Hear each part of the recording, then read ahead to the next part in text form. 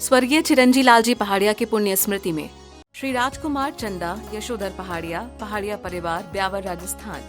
बहन श्री तेजराज जी, श्रीमती मधु ठोलिया, पौंडुचेरी। बहन श्री विनोद जी, बिंदु ठोलिया, जयपुर। पुत्री व दामाद श्री प्रतीक जी, श्रीमती पायुका, भुविक जैन, इंदौर, मध्य प्रदेश। पुत्री व दामाद श्री अभिनव जी, श्रीमती निकिता, कुमारी कपिशा काला, जयपुर। राजकुमार पहाड़िया ससुराल पक्ष, पाटनी परिवार, सेलम। श्रीमत् परम गंभीर साध्वाधा मोगलांछनम जियातिलोकनाथस्य शासनम जिन शासनम शासनम जिन शासनम शासनम जिन शासनम। जबरी अंतिम तीर्थंकर विनायक श्री महावीर भगवान की, परम पूज्य आचार्य भगवान गुरुदेव श्री वसुनंदी जी मुनिराज की, अहिंसा में विश्व धर्म की। सभी उपस्थित धर्म प्रेमी पुण्य आत्मा एवं महान भाव, आज दशलक्षण महापर्व में एक बीच का पड़ाव है। जब व्यक्ति 4 कषायों को मंद कर लेते हैं, उसके बाद अंतरंग में एक चीज़ आती है उसकी कि मैं अच्छा बनूं। और जो व्यक्ति अच्छा बनना चाहता है तो वो एक ही विचार करता है कि मैं ईमानदारी से जीऊँ, सत्यता के साथ अपना जीवन जीऊँ। लेकिन सत्य है क्या? ईमानदारी से जीवन जिए कैसे? ये विचार भी एक बहुत बड़ा विचार है। अगर ये विचार किसी के मन में आया है कि मैं सत्य के साथ, ईमानदारी के साथ अपना जीवन जीऊँ, तो ये सोच लो उसके जीवन में अब धर्म स्थापित हो चुका है। बस क्रियात्मक तरीके से रह गया है और वो उसकी खोज करता है कि वो मुझे कोई बता दे कि मैं अपने जीवन को अच्छे से अच्छा कैसे बनाऊं, कैसे इसको सत्यता के साथ जीऊँ। तो इसलिए आचार्य समन्वय स्वामी जी ने हमारी इस जिज्ञासा का समाधान भी रत्नाकर्ण शाकाचार में किया है और उन्होंने दिया, स्थूल मलिकम न वदति ना प्राण बाध्यति सत्यमपि बुद्धि तत् यत्तदंति संता स्थूल मर्षावदात वही रमनम। आचार्य समन्वय स्वामी जी लिख रहे हैं कि जो स्थूल झूठ को न स्वयं बोलता है न दूसरों से बुलवाता है, और ऐसा सत्य भी नहीं स्वयं बोलता है न दूसरों से बुलवाता है जिससे किसी के प्राण चले जाए। अगर कोई व्यक्ति ऐसा करता है तो उसके सत्य अनुव्रत होता है। अब ये सत्य भी 2 प्रकार का दिया है, एक गृहस्थों के लिए और एक मुनियों के लिए। मुनियों के लिए तो ये है कि जो है वो ही बोलेंगे, क्योंकि साधु के लिए दिया है वो आगम को बोलता है, आगम चक्षु और आगम को देखता है। दिगंबर साधु की वाणी इसलिए अच्छी लगती है। कभी कभार ऐसा होता है कि विद्वान या फिर पंडित जी वगैरह आते हैं तो उनकी बातों पर विश्वास नहीं हो पाता, लेकिन साधु अगर बोलते हैं तो उनकी बात पे विश्वास हो जाता है। लोग कहते हैं महाराज जी अगर आप बोल देंगे तो बात अच्छी लगेगी, बात सब स्वीकार कर लेंगे। कारण क्योंकि लोगों को पता है वो बोलेंगे तो सटीक बोलेंगे, जो सही है वही बोलेंगे, नहीं तो नहीं बोलेंगे। इसलिए आचार्य भगवान दे रहे हैं कि मुनि महाराज तो सत्य ही बोलते हैं, उनके पास झूठ का तो कोई मार्ग ही नहीं है, कोई शब्द ही नहीं है। और गृहस्थ अगर सत्य बोलना चाहता है तो गृहस्थ की एक मर्यादा है, वो वहीं तक ही सत्य बोल सकता है, कहीं ना कहीं उसको झूठ का भी इस्तेमाल करना पड़ेगा। लेकिन सत्य भी अगर बोलना है तो कहाँ तक बोले, और झूठ अगर बोलना है तो कहाँ तक बोले। आचार्य समन्वय स्वामी जी लिख रहे हैं ऐसा झूठ ना तो स्वयं बोलना है ना दूसरों से बुलवाना है, और ऐसा ना तो सत्य बोलना है ना दूसरों से बुलवाना है जिससे किसी के प्राण चले जाए। समझे इस बात को कि हम झूठ को नहीं बोलना है। झूठ बोलने से हानि क्या है पहले ये भी समझें। झूठ बोलने से व्यक्ति परेशान रहता है। एक झूठ को छुपाने के लिए उसको 1000 झूठ बोलने पड़ सकते हैं। व्यक्ति चिंता में रहता है कि मेरा झूठ पकड़ा ना जाए। अगर उसने कभी भी झूठ बोला है तो उसके जीवन में रहता है कि मेरी, अगर बड़ा झूठ बोला है तो मन में एक जिज्ञासा रहती है, एक शंका रहती है, कोई व्यक्ति उसको बता ना दे, कोई पकड़ ना ले, कोई पहचान ना दे। मेरा झूठ पकड़ा गया तो रिश्ता भी टूट सकता है, खटास भी बढ़ सकती है।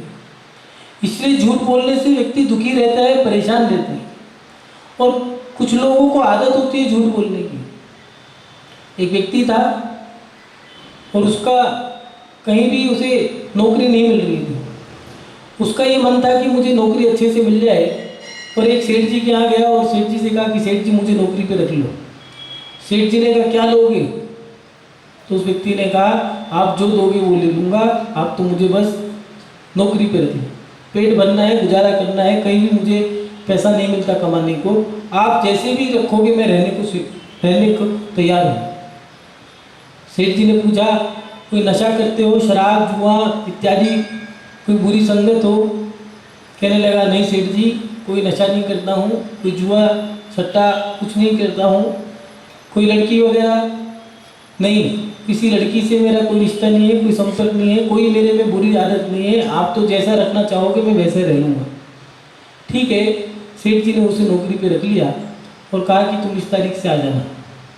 जाते जाते कहने लगा सेठ जी मेरे में एक कमी है, बस मैं झूठ बोलता हूँ, लेकिन मैं झूठ भी छोड़ देता हूँ, मैं झूठ नहीं बोलूँगा, बस एक काम है, एक काम कर दो आप कि मुझे एक दिन झूठ बोलने की मोहलत दे दो, साल में एक बार झूठ बोलने की, मैं झूठ के बिना रह नहीं पाता हूँ, फिर भी एक बार झूठ बोलने की मुझे मोहलत दे देना। सेठ जी ने ठीक है, एक दिन में क्या बिगड़ता है, एक दिन मैं देता हूँ, कोई बात नहीं। नौकरी पे लग गया, हफ्ता 15 दिन, महीने 2 महीने 4 महीने 6 महीने गुजर गए, धीरे धीरे वर्ष बीतता गया और अंतिम दिन आने ही वाला था, उसके पेट में खुजली हो गई कि बस मुझे झूठ बोलना है, कैसे भी करके मेरा साल पूरा हो जाएगा। और उसने सेठानी से कह दिया सेठानी सेठ जी रात को देर से आते, तुमने कभी इस पर विचार किया? मैं खाने का डब्बा दफ्तर लेके जाता हूँ, वो सेठ जी के सर पे वो खड़ी हुई है जो महिला है, वो अकाउंटेंट, बस वो वहीं खड़ी रहती है, आपको पता ही नहीं दफ्तर में क्या चलता है। बस महिला क्या है, महिला को तो बत्ती दिखा दो, आग अपने आप लग जाएगी, वो तो अंदर से भरी बैठी है। सेठानी तो लग गई बस जांच पड़ताल में।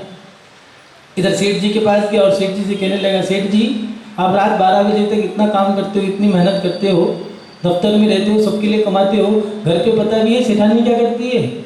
मैंने सुना है जो वो आते हैं, वो एक आप जैसे सेठ जी आते हैं, और मैंने सुना है कि आज रात को सेठानी आपको मार सकती है।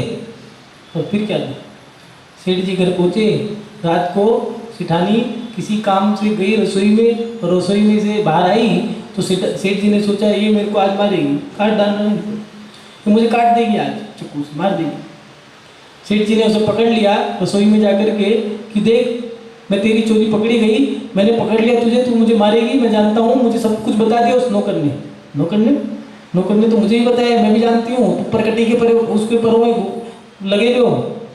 दोनों में लड़ाई हो गई और यहाँ तक नौबत पहुँच गई कि मैं तुम्हें तलाक दूंगी, और इतनी लड़ाई हो गई कि पुलिस भी आने को तैयारी थी कि वो नौकर आया और कहने लगा सेठ जी पुलिस को मत बुलाओ, आपने मुझे वो एक दिन की छूट जो दी थी तो मैंने वो झूठ बोला था, बाकी कुछ नहीं है, आप भी अच्छे हो, मेरा झूठ पूरा हो गया, अब बस अगले साल बोलूँगा। सेठ जी कहने लगे वाह रे वाह, तेरा एक झूठ बोला यह हाल हो गया, अगर पता नहीं 2-4 झूठ बोल देता तो क्या करता, हमें मरवाई देता, भाग यहाँ से, नौकरी से हटा दिया। मालूम आप हमारा एक झूठ इतना बड़ा हंगामा कर सकता है, तो जो व्यक्ति रात दिन झूठ बोलते रहते हैं ना जाने उनके जीवन में कितने हंगामे होंगे। हमारे साथ यही है कि व्यक्ति झूठ इतना बोलता है कि उसको मन में ये रहता है कि आज के समय में स्थिति कैसी है, कान पे मोबाइल लगाए हमारे पास बैठे होते हैं, वो फोन आ गया, कहाँ पर हो, बाजार में हो, भैया बेटा तो यहाँ पर पैर दुआ है, घर में बैठा है, कहता मार्केट में हूँ, दुकान पे हूँ, बोलता कुछ है कहता कुछ है। जब से मोबाइल आया है, इस मोबाइल के आने से लोगों ने झूठ बोलना शुरू कर दिया, सच बोलना तो खत्म ही कर दिया। व्यक्ति जब घर में झूठ बोलता है तो उनके घर वालों पे भी असर पड़ता है। जब बड़े झूठ बोलते हैं, मोबाइल पे तुम झूठ बोलते हो, अब तुम्हारी बेटियां स्कूल जाती हैं, कॉलेज जाती हैं, वो भी कह के जाते हैं हम स्कूल कॉलेज जा रहे हैं, अब कॉलेज जा रही है नहीं जा रही, माँ बाप को डर रहता है कि बच्चे झूठ तो नहीं बोल रहे, संस्कार तो तुम्हारे पास से गए हैं। तुमने मोबाइल पे क्या कहा था, हम बाजार में हैं, बेटे कहाँ थे, बच्चों के पास, बच्चे भी सीख गए, ऐसे झूठ बोलते हैं। उन्होंने भी कह दिया माँ हम जा रहे हैं स्कूल, पता चला स्कूल में आधी तो छुट्टी है। बेटी कॉलेज जा रही है, सही में कॉलेज जा रही है, कहाँ जा रही है कोई भरोसा ही नहीं है, डर लगता है, माँ बाप की दिलों की धड़कनें तेज रहती हैं कि बच्ची कहीं गलत संकट में ना पड़ जाए। झूठ बोलने से हमें नुकसान ही होता है। कुछ लोगों ने लिखा है, बहुत अच्छी बात लिखी, कि सच्चाई छिप नहीं सकती कभी झूठे असूलों से, और खुशबू आ नहीं सकती कभी कागज के फूलों से। लेकिन कुछ अज्ञानी, कुछ दुष्ट लोग होते हैं, उन्होंने कहा कि सच्चाई भी छिप सकती है यदि आपस में मेल हो, खुशबू भी आ सकती है यदि कागज पे लगा तेल हो। जीवन में झूठ कितना भी बोलो, लेकिन याद रखना आपको भुगतान करना पड़ेगा। हम अगर झूठ बोलते हैं तो हम लोगों की नजरों में गिर जाते हैं, लोग हम पे विश्वास नहीं कर पाते। झूठ के कारण हमारे रिश्तों में खटास रहती है, लोग हमें नीची निगाहों से देखते हैं, तिरछी निगाहों से देखते हैं। हमारे साथ डर लगा रहता है, मन में ये आता है कि पकड़े ना जाए। कभी कभार ऐसा होता है, बोल देते हैं, माता बहनों के साथ भी होता है। पति से बोल के गए कि हम वहाँ जा रहे हैं, रिक्शा पकड़ के बाजार में चले गए, बाजार जाकर के सामान खरीद लाए, और उसको पता है कि पति इतने बजे आएंगे, लेकर सामान ला करके अलमारी में रख दिया। अब पता ना लग जाए, और सामान निकाले तो उन्होंने पूछा ये कहाँ से आया, ये तो फलाने ने मुझे इनाम में दिया था। अब उससे पूछा तुमने दिया था क्या? नहीं, हमने तो दिया ही नहीं। एक झूठ छुपाया था, और कितने झूठ बोलने पड़े हमारे साथ। बस यही है, ईमानदारी से जीवन जीने में जितना आनंद आता है, इतना आनंद छल कपट के साथ नहीं आता। जहाँ छल कपट होता है, मायाचारी होती है, प्रेम होता है, वहाँ व्यक्ति झूठ बोलता है। मानो बात, अगर ईमानदारी का जीवन जीना है, सत्यता के साथ जीना है, तो ऐसा झूठ नहीं बोलना है जिससे किसी के प्राण चले जाए। प्राण माने मृत्यु नहीं होती, किसी के दिल को दुख पहुंचाना भी प्राणघात करना ही है। जैसे मृत्यु की सबसे छोटी इकाई नींद है, ऐसे ही झूठ की सबसे छोटी इकाई किसी के दिल को दुखाना, वो भी मृत्यु ही है। आप लोग सोचते हो किसी को मार दिया तो प्राण गए, तभी हिंसा होगी। दिल दुखाना वो भी हिंसा ही है। इसलिए आचार्य भगवान लिख रहे हैं कि ना तो ऐसा झूठ बोलना है, ना बुलवाना है, और ना ही ऐसा सत्य बोलना है, बुलवाना है जिससे किसी के प्राणों का घात हो। हम लोग कभी कभार ऐसे शब्द भी बोल देते हैं जिससे व्यक्ति के दिल को दुख पहुंचता है। महाभारत में द्रौपदी ने एक ही शब्द बोला था कि अंधों के अंधे होते हैं, और कितने जीवों की हत्या हो गई, कितने लोगों की मृत्यु हो गई, कितने लोगों के प्राण चले गए, ये तो वही लोग जान सकते हैं। मानव हमारा एक शब्द व्यक्ति को बहुत आघात पहुंचा सकता है। माता बहनें बच्चों से कहा करती हैं, मर जा, हमारे लिए तो मर जाता तो बहुत बढ़िया था। क्या जरूरत थी ये बात कहने की? आपने झूठ बोल दिया, तू हमारा बेटा नहीं है, तुझे तो हम उठा के लाए थे, या फिर तू तो पड़ोसी का है। क्यों भैया, ये पड़ोसी का है नहीं, क्यों कही? अब वो पड़ोसी दुखी हो गया, मेरा बच्चा कहाँ से हो गया, मैंने तो करा ही नहीं। पहली बात। और दूसरी बात, कई बार कहे थे तुझे हम स्कूल से उठा के लाए थे, अनाथ आश्रम से लाए थे, या तुझे कचरे के डिब्बे से उठा के लाए थे। बच्चों को बच्चों की भाषा में कह दिया, लेकिन याद रखना बच्चे मजाक नहीं कर रहे, वो सत्यता के साथ सोच रहे थे, वो सत्यता से समझ रहे थे। और उसका रिजल्ट क्या निकला? उसका रिजल्ट ये निकला कि अब बच्चों के मन में एक छाप पड़ गई है। एक शब्द जो आपने बोले थे उन्होंने लिख लिए कि माँ मेरी नहीं है, मैं इनका बच्चा नहीं हूँ, मैं तो अनाथ हूँ, मुझे कोई बाहर से उठा के लाया। इतना ही कहा था, तुम मर जाते तो अच्छा था। अब वो कुछ बच्चे तो खुदकुशी कर लेते हैं कि मेरी माँ ने कह दिया मर जाता तो अच्छा था, मैं लगता है माँ बाप के लिए बोझ हूँ। आपने झूठ बोला, मजाक में बोला, लेकिन उस झूठ का परिणाम क्या निकला? आपने अपने बच्चों को खो दिया। अब वो शादी, अगर प्राण, कुछ लोग तो आत्महत्या कर लेते हैं, फांसी लगा लेते, और फांसी नहीं लगाते हैं, आत्महत्या नहीं करते, नहीं मर पाते हैं, तो उनके मन में एक जख्म लग गया है दिल पर कि मैं इनका बच्चा नहीं हूँ। अब वो रूखे रूखे रहते हैं, उखड़े उखड़े रहते हैं, दोस्तों के साथ बैठना पसंद करते हैं, घर से बाहर रहना पसंद करते हैं, लेकिन घर में रहना पसंद नहीं करते। रोटी खाने आते हैं, सोने आते हैं, बस अपने कमरे में बंद रहते हैं। तुमने शब्द ऐसे बोले क्यों थे? ऐसे शब्द बोल दिए, उनके दिल पे ऐसा घात हो गया है, ऐसा आघात पहुंचाया है आपने कि उसके एक तरह से मन की हिंसा कर दी। आपने मन से हिंसा कर दी, उसकी वचनों से हिंसा कर दी। वो मरा नहीं है तो क्या हुआ, अधमरा तो कर दिया है। अंदर उसके ऐसे घाव हैं कि बस वो अकेले में रहना चाहता है। उसे अब कुछ अच्छा नहीं लगता, उसको अच्छा लगता है बस मैं हूँ, मेरी किताबें हो, मैं हूँ या मेरी मनोरंजन की सामग्री, चाहे मोबाइल हो, चाहे मेरे दोस्त हो, चाहे खेल कूद के खिलौने हो, लेकिन वो उनसे बोलना नहीं चाहता है। क्यों? क्योंकि उन्होंने कह दिया कि मर जाता तो अच्छा था, या मैं तुझे अनाथ आश्रम से, कूड़े के डब्बे से, कचरे के डब्बे से उठा के लाए थे, तू तो पड़ोसी का बच्चा है, हमने तो तुझे गोद लिया था। ये शब्द आपने बोल दिए और उनकी छाप पड़ गई है। अब वो शादी करने के बाद अपनी गृहस्थी में मस्त हैं। माता पिता कहते हैं कि बच्चे हमसे पूछते ही, हमें तो ऐसा लगता है जैसे हम उनके लिए मर गए हों। क्या बोला था? हमारे लिए मर जाता तो अच्छा था। अब उन्होंने कह दिया हमारे लिए मर गए, अब क्यों बुरी लगी आपको? आपने जैसे शब्द बोले थे वो शब्दों का आपको भुगतान करना पड़ेगा। इतना ही तो बोला था, अंधों के अंधे होते हैं। कितने जीव मर गए, कितना बड़ा युद्ध हो गया, भाई भाई में लड़ाई हो गई। युधिष्ठिर ने एक ही बात कही द्रौपदी से, द्रौपदी तुमने बहुत बड़ी गलती करी है और उसका भुगतान भी बहुत बड़ा करना होगा। महानुभाव, शब्द आप कैसे भी बोलो, भुगतान तो करना पड़ेगा। अच्छे बोले हैं तो आपको सम्मान मिलेगा, बुरे बोले हैं तो अपमान सहन करना ही पड़ेगा। आपके शब्द कैसे हैं? इसलिए आचार्य समंदर स्वामी जी लिख रहे हैं कि सत्य भी बोलना है तो सटीक बोलना पड़ेगा, आपको देख करके बोलना पड़ेगा। ऐसा नहीं जो मन में आया बोल जाए। कुछ लोग कहते हैं कि हमें तो स्पष्ट बोलना आता है, हमें तो महाराज जी स्पष्ट बोलते हैं, जो हमारे मन में आया हमने तो बोल दिया। मनचा बोलोगे अनचा सुनना पड़ेगा। पति पत्नी लकड़हारा और लकड़हारे की पत्नी दोनों बैठे थे। खिड़की पे शेर ने आकर के दस्तक दी और लकड़हारे की पत्नी डर गई। उन्होंने कहा चिंता मत करो, ये शेर नहीं है। उन्होंने कहा कौन है? ये गधा है, मेरा मित्र है, मैं इसके ऊपर बोझा ढो करके लेके आता हूँ। एक दिन मैंने इसका कांटा निकाला था, तब से हम दोनों की दोस्ती हो गई है, मित्रता हो गई है। मेरी मदद करता है, मैं इसके ऊपर गधा मजदूरी कराता हूँ, इससे लकड़ी ढो करके लाता हूँ।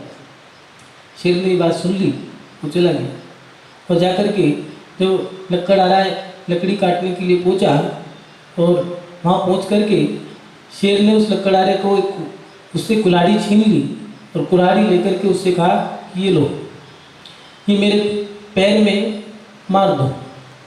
लकड़हारे ने कहा ऐसा क्यों कहती हो? जोर की धाड़ा और कहने लगा अगर मार दो नहीं तो तुझे जान से मार दूंगा, खा जाऊंगा। लकड़हारा डर गया, उनने उसके पैर पे कुल्हाड़ी मार दी। शेर ने कुल्हाड़ी वापस दे दी और कहा जाओ तुम। उनने कहा ऐसा करा क्यों तुमने? उन्होंने कहा नहीं, बस तुम्हारी और मेरी मित्रता खत्म, आज से हम दोनों कुछ नहीं है और तुम संभल के आना, अगर तुम दोबारा मिल गए तो मैं खा जाऊंगा। उन्होंने कहा मेरे से गलती क्या हुई?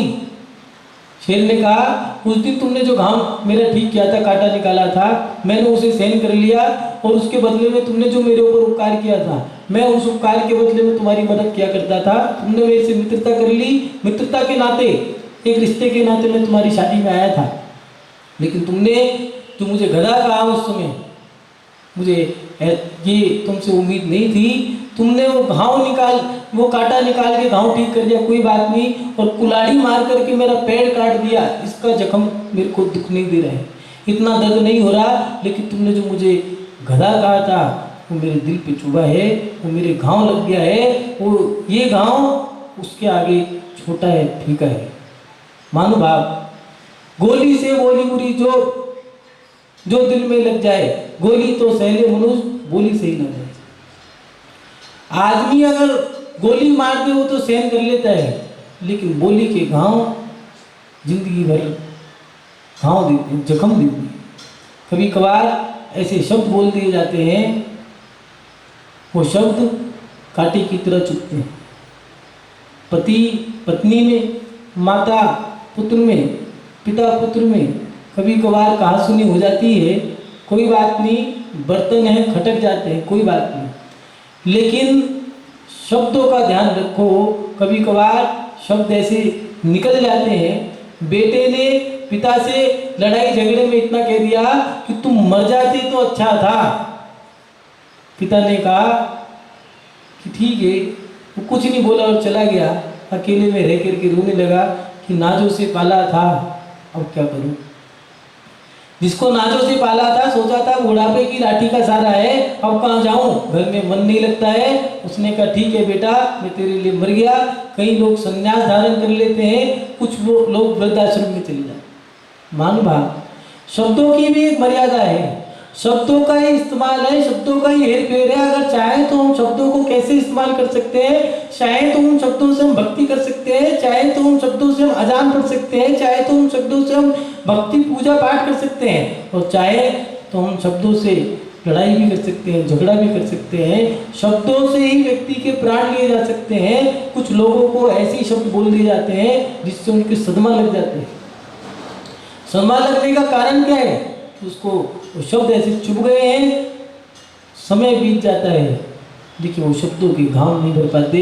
व्यक्ति कितना भी दूर चला जाए, लेकिन जब भी चेहरे से चेहरे मिलते हैं, चेहरे से चेहरे जब आमने सामने होते हैं, निगाहों से निगाहें टकराती है, व्यक्ति को बात याद आ जाती है, जिन्होंने मुझे ऐसा बोला। रिश्तों में खटास कब आती है? रिश्ते टूटते कब हैं? जब रिश्तों में शब्दों की मिठास कम हो जाती है, तो रिश्तों में खटास आ जाती है। भाई बहन का रिश्ता हो, माता पिता का रिश्ता हो, पुत्र पुत्री का रिश्ता हो, पति पत्नी का रिश्ता हो, खटास कब आती है? जब रिश्तों में मिठास चली जाती है। उनके रिश्तों में मिठास नहीं रही है। पहले बेटी आती थी, बहुत अच्छा लगता था। बेटी जैसे जैसे बड़ी बड़ी होती जा रही है, उसके बच्चे होते गए हैं और उसका परिवार बड़ा हो गया। अब वो भोजन कभी कभार नौते पे आ गई है तो उससे कह रहे हैं भोजन तो करोगे ना भैया, इतना ही कह देते भोजन करके जाना। लेकिन जरा सा ही शब्दों का फेर था, भोजन तो करोगे, क्यों भैया, ना कर घुमा फिरा करके ऐसी बात कह दी है, वो इतनी बुरी लग गई कि उन्होंने कहा ठीक है अब करेंगे ही नहीं, हमें करना ही नहीं है, आज नहीं और कभी नहीं करेंगे, अब तुम्हारा हमारा आना जाना बंद। अब वो फोन मिलाए, आ जाओ, पेट में दर्द, कभी सिर में दर्द, कभी पेट में दर्द, कभी कोई मर गया, कोई जी गया, बस ये बहानेबाजी लगी रहती है। वो कहते आते क्यों नहीं, कोई बात हो गई क्या, क्या कहें, कुछ नहीं, बस अब रहने दो, तुम अपने घर बैठो, हम अपने घर बैठे। राखी के समय बेटा भैया मैं बीमार हूँ, तुम आ जाओ। पता चला कौन सा बीमार है, पेट में दर्द है। पेट दर्द और सिर दर्द का कोई सबूत नहीं है, कोई दवाई नहीं। मान भाव हमारे शब्द हमें भुगतान देके जाते हैं। हमारे शब्द कैसे हैं, हम उस पर विचार करें। इष्ट मिष्ट शिष्ट शब्द बोलिए। लोग कहते हैं मर जा, बैठ जा, खा ले, ठूस ले, ये शब्द इष्ट मिष्ट शिष्ट नहीं है। पुराने वृद्ध लोग कहा करते थे आइए विराजिए, बेटा कैसे हो, स्वस्थ तो हो, और आज के समय में और ठीक है, शब्द बोल रहे थे, हालचाल पूछ रहे थे, लठ मार रहे थे। अरे उससे इतना ही बोल देते बेटा दो रोटी दो, भोजन करके जाना, क्या दिक्कत थी इतना कहने में। लेकिन मीठे शब्द भी नहीं बोले, और उसके कारण अब मैं आऊँगा नहीं, क्यों, वहाँ तो नाश्ता भी नहीं पूछते, खाना भी नहीं पूछते। खाना नाश्ता तो दूर की बात, पानी पिलाने वाला भी नहीं, उसके घर जाना बेकार है। पड़ोसी के चले जाएंगे, उसके नहीं जाएंगे। मान भाव शब्दों का हमारे जीवन में हमें ऐसे शब्द भी नहीं बोलने हैं, ऐसा सत्य भी नहीं बोलना है, ना बुलवाना है जिससे किसी के प्राण चले जाए, और ना ही ऐसा सत्य बोलना है, ना ऐसा झूठ बोलना है। कभी कभार ऐसा होता है कि सुनो हम तो कह नहीं पाएंगे, सोनू मोनू टिंकू रिंकू पिंकू चिंटू मिंटू उनसे खिलवा दो, बच्चों से खिलवा दो, होगी अपनी बात। बेटी से खिलवा दिया, बेटे से खिलवा दिया, मैं नहीं कहूँगा कुछ तुम कह दो, कोई बात नहीं। बच्चे ने कह दी जा करके, अब वो कह रहे हैं तुम्हें किसने कही, बच्चे ने कह दी, मम्मी ने कही, पापा ने कही। अब रिश्ते में खटास। रिश्ते टूटने का कारण क्या, घर में लड़ाई झगड़ा क्यों रहता है, या तो झूठ के कारण या अत्यधिक सत्यता के कारण। झूठ, आचार्य भगवान लिख रहे हैं, ना तो ऐसा झूठ बोलना है जिससे किसी के प्राण चले जाए, और ना ही बुलवाना है, और ना ही ऐसा सत्य बोलना है, ना बुलवाना है जिससे किसी के प्राण चले जाए। ऐसा अगर कोई व्यक्ति करता है तो आचार्य भगवान लिख रहे हैं उस पुरुष को सत महापुरुषों ने सत्यानुवर्ती व्यक्ति कहा है कि वो सत्यानुवर्ती को धारण करने वाला व्यक्ति है, वो अपने जीवन में सत्य धर्म को स्वीकार करता हुआ आगे बढ़ रहा है। और अगर संपूर्ण रूप से सत्य बोलता है तो मानव उसी के जीवन में उत्तम सत्य धर्म आता है। आप सभी लोग अपने जीवन में उत्तम सत्य धर्म को धारण करें। रामायण में भी लिखा है, धर्म न दूजे सत्य समाना, आगम वेद पुराण बखाना। सत्य जैसा कोई धर्म नहीं है, सत्य कर बोलने वाले को, सच बोलने वाले को संघर्ष करना पड़ता है, लेकिन उसका जीवन आनंद में होता है, वो अंतरंग से शांत होता है, उसको आनंद की अनुभूति होती है। जो धर्मात्मा है वो सही मायने में अंतरंग का आनंद लेता है, अंतरंग की अनुभूति लेता है। और जो व्यक्ति बाहर से धर्म करते हैं उनके चेहरे मटमैले रहते हैं, कितना भी खा लें, खाएगा खिलाएगा, लगता नहीं है, दिखता नहीं है। कभी कभार ऐसा होता है टिक्कड़ खाने वाले लोगों के चेहरे दमकते हैं, चमकते हैं, और कभी कभार ऐसा होता है रबड़ी दूध घी पीने वाले व्यक्तियों के चेहरे फीके रहते हैं, मटमैले रहते हैं। क्यों? कहीं ऐसा तो नहीं अंदर से कुछ बाहर से कुछ, बाहर की थैली अलग है अंदर की थैली अलग है, ऐसा तो नहीं है। अगर ऐसा है तो उसे बदलना पड़ेगा। क्योंकि ऐसा क्यों करें, हम बदलें क्यों? क्योंकि अगर ऐसा नहीं करोगे तो व्यक्ति दुविधा में रहता है। दो नाव में पैर रखने वाला व्यक्ति एक ना एक दिन डूब जाता है। आप अगर अंदर से कुछ और बाहर से कुछ है तो चेहरे पे संक्लिष्टता रहती है, चेहरा खुश नहीं रहता, उदास रहते हैं, उमंग नहीं है, हर्ष नहीं है, उल्लास नहीं है। हमारे को कोई पसंद नहीं कर पाता है। क्यों? क्योंकि मन में कुछ, वचन में कुछ, अंदर कुछ, बाहर कुछ, वो जीवन अच्छा नहीं है। अपने जीवन में सत्यता से जियो। जो व्यक्ति चार कषायों को दबा देता है, जब उत्तम क्षमा मार्दव आर्जव शौच धर्म स्वीकार कर लेता है तो वो चाहता है कि मैं और अच्छा करूं, अच्छा बनूं। जब कषायों को दबा देता है वो अहंकार नहीं करता, क्रोध नहीं करता, मायाचारी छल कपट नहीं करता है, लोभ प्रवृत्ति नहीं करता है, तो वो अपने जीवन में सत्य धर्म को स्वीकार करना चाहता है। वो चाहता है कि मैं ईमानदारी से जीवन जीऊँ, सत्यता के साथ, नेकी के साथ, ईमानदारी के साथ जीवन जीऊँ। तो सत्यता का जीवन यही है कि अपने जीवन में कभी भी ऐसा सत्य मत बोलो जिससे किसी की प्राण चले जाए।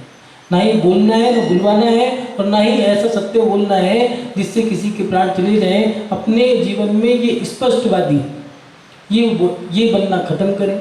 जो है वो बोले। आप महिलाओं की एक आदत होती है, भोजन करने के लिए जैसे ही पुरुष बैठेगा उसको खरी खोटी उसी समय सुनानी है। पूरे दिन का बायोडाटा उसी समय सुनाना है, चाहे वो सुबह का भोजन हो शाम का। पूरे 24 घंटे का बायोडाटा 2 बार आता है घर में निकल कर, या तो सुबह के भोजन पे या शाम के भोजन पे। और वो भोजन करके उठ जाता है, पेट में खालीपन रहता है, कमजोरी आ जाती है, गुस्सा बढ़ जाता है, और ऐसे भड़का रहता है। घर के अंदर उजाला करने के बाद भी अंधेरा छा जाता है। कारण वो क्रोध का कारण बनने का कारण ही यही है कि तुमने जो अपने शब्दों पे लगाम नहीं लगाई, उस शब्दों के कारण तुम्हारे घर के अंदर रामायण होनी थी, लेकिन हो रहा है महाभारत। वो खटपट और ये चिक चिक पिक पिक करने का कारण ही यही है। आप लोग थोड़ा संभल के रहें। गृहस्थी का जीवन भी जीना है तो मर्यादा से जिए। शब्दों का अच्छे शब्दों का इस्तेमाल करें, उच्च कोटि के शब्दों का इस्तेमाल करें। लीजिए, आइए, खाइए, दीजिए, बैठिए, विराजिए, बोलिए। और आजकल तो शब्दों के, पहले पति घर के अंदर आता था तो महिलाएं घूंघट निकाल लिया करती थी, पति को परमेश्वर कहा करती थी। अब तो पतियों के नाम भी, अब लड़कों की भी गलती है, उनके नाम भी ऐसी है, ओमी टॉमी टॉमी। पहले कहा करते थे परमेश्वर, अब कहते टॉमी। अब समझ नहीं आता, टॉमी को बुलाया, कुत्ता भी आ गया, पति भी आ गया, समझ नहीं आया किसको बुलाया, कुत्ते को बुलाया कि टॉमी पति को बुलाया। अब लोग कहते हैं कि कुत्ता के नहीं, मैं तो पति को बुला रही थी। ये स्थितियां हैं। हमारे शब्दों का उच्चारण भी हमें अच्छे से करना होगा। जब आप लोग अच्छे शब्द बोलते हो तो मन में रुचि आती है, आनंद आता है। मान भाव आप सभी लोग अपने जीवन में सत्य धर्म को स्वीकार करें। आप लोगों के जीवन में सत्य धर्म आए। इन्हीं शब्दों के साथ माध्यम से, इन्हीं भावनाओं के माध्यम से कि आप सभी लोग अपने जीवन में सत्य धर्म, उत्तम सत्य धर्म के माध्यम से अपनी आत्मा का कल्याण करें, आप शाश्वत अवस्था को प्राप्त करें। इन्हीं सद्भावनाओं के साथ अपनी वाणी को विराम देता हूँ। जय बोले परम पूज्य आचार्य गुरुदेव श्री वसुनंदी जी मुनिराज की। स्वर्गीय चिरंजी लालजी पहाड़िया की पुण्य स्मृति में श्री राजकुमार चंदा यशोधर पहाड़िया, पहाड़िया परिवार, ब्यावर राजस्थान। बहन श्री तेजराज जी, श्रीमती मधु ठोलिया पौंडुचेरी। बहन श्री विनोद जी, बिंदु ठोलिया जयपुर। पुत्री व दामाद श्री प्रतीक जी, श्रीमती पायुका, भुविक जैन इंदौर मध्य प्रदेश। पुत्री व दामाद श्री अभिनव जी, श्रीमती निकिता, कुमारी कपिशा काला जयपुर। राजकुमार पहाड़िया ससुराल पक्ष, पाटनी परिवार, सेलम।